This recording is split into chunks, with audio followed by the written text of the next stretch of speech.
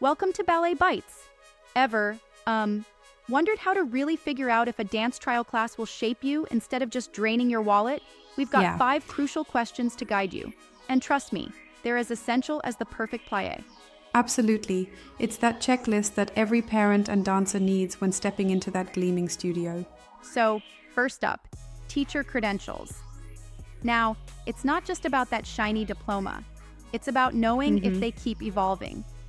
I mean, looking at the Royal Academy of Dance's guidelines, they suggest a commitment of 70 hours of professional development every year.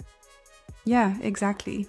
A teacher who's constantly learning is way more reliable than someone whose resume goes stagnant after, say, 2019. Right. It's like, if your teacher's education stops too soon, you're not really getting that fresh current insight. Ask for their continuing ed calendar, the workshops they've attended, and even their performance history. It really speaks volumes. Yep. Now moving on, question 2, class size versus school prestige. We often get dazzled by a big name, but think about it. Is a fancy brand really going to give you the attention you need? For sure. I mean, take the example from Dance Magazine on Milwaukee Ballet's pre-pro program. They cap their classes at only 12 students so that coaches can tweak every little port de bras angle in real time. Exactly. Smaller classes not only mean better individual coaching, but they also help avoid injuries. A 2024 study by Australasian Dance Medicine showed that keeping classes under 15 can drop stress fracture rates by a third. Yep, it's about real focus. You need a teacher who can actually see you, literally and figuratively. All right, question 3, the adaptability of feedback. Now, not every dancer learns the same way. A teacher who can adjust their feedback is gold. Think about how some dancers need tactile cues while others absorb visual corrections more naturally. Yeah, exactly. If you're in class and you hear something like rotate from the top of the femur, that's both specific and useful. It beats a generic turn out more, right? Absolutely.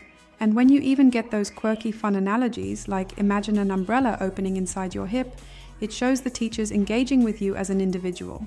Although I sometimes wonder if being too playful could ever dilute the technical instructions. What do you think? Well, that's a fair point. But in my view, balancing fun analogies with clear technical direction is what sets apart great instruction from mediocre. Moving on to question 4, the performance pipeline. Recitals are cool and all, but what you really need is a balanced schedule that builds confidence without burning you out. Totally. Look at how schools like Sarasota Ballet plan not just one big show, but include a year-end ballet and mid-season showcases. Yeah, it's like having regular stage time that builds your chops. But, and here's a thought, too many performances can lead to burnout. Veteran repetiteur Carlos Guerra mentioned that 3 program cycles per academic year are ideal before technique starts to suffer. Right, it's a delicate balance. You want enough stage exposure to build confidence, but not so much that you lose the quality of your training. And finally, question 5, how transparent is the communication with parents? This one's huge because trust and openness are essential. Absolutely. Gone are the days of sealed doors and vague grading. Look at Georgia Ballet. They earned the Gold Seal of Transparency in 2025 by providing weekly notes, injury reports, and clear criteria right from day one. Right. If a school shrugs off your questions and hides behind industry secrets, that's a major red flag. Parenting in dance means you need to be in the loop every step of the way, literally. So just to quickly run through our 5 questions. Scrutinize credentials and ongoing education. Favor smaller classes, ideally 12 to 15 students. Make sure the teacher offers adaptive, specific feedback. Look for a balanced performance schedule, and insist on open lines of communication with parents.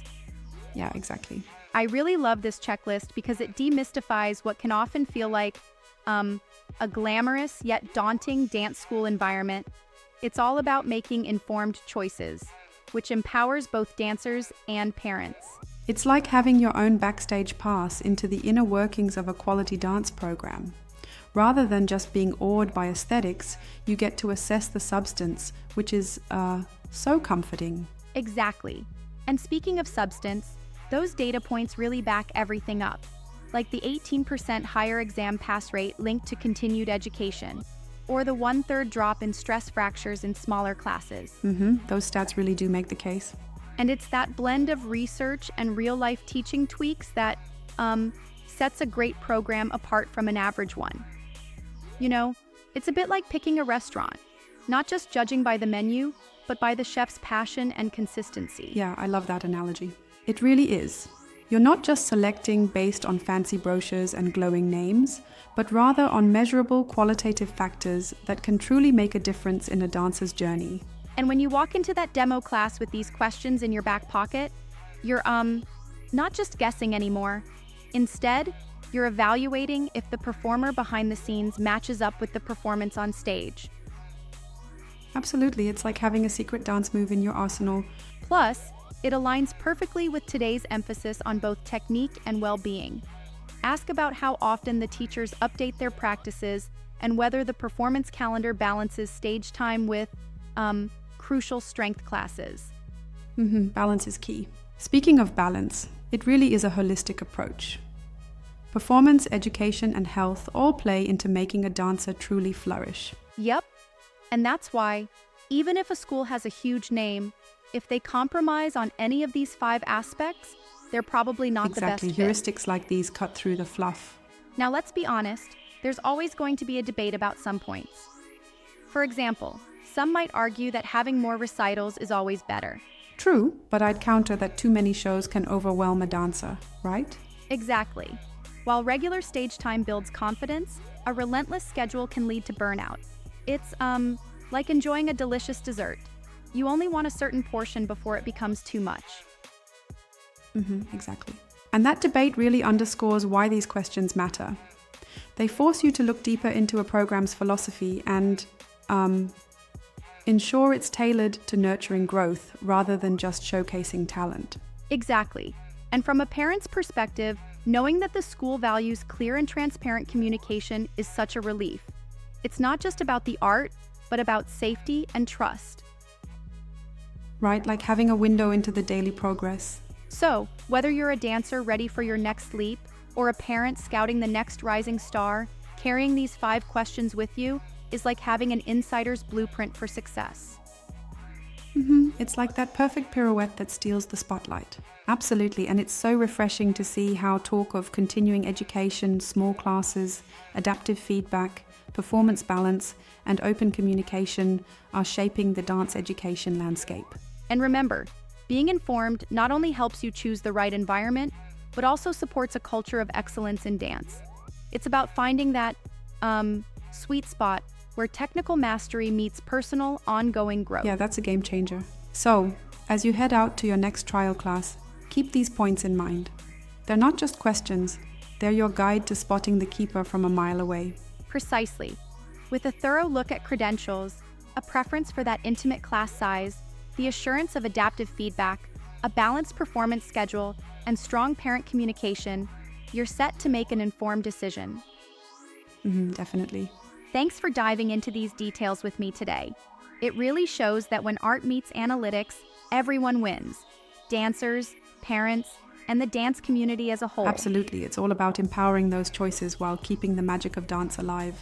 And that's it for today's deep dive. Whether you're brushing up on technique or gearing up for your next performance, remember that the right school should not only nurture your art, but also your well-being. So, keep those questions handy, and next time you step into a studio, you'll be, armed like a pro. Thanks for joining this conversation, and do drop your feedback, good and bad, because every comment helps us all learn and grow. Yeah, absolutely. Cheers to making informed choices.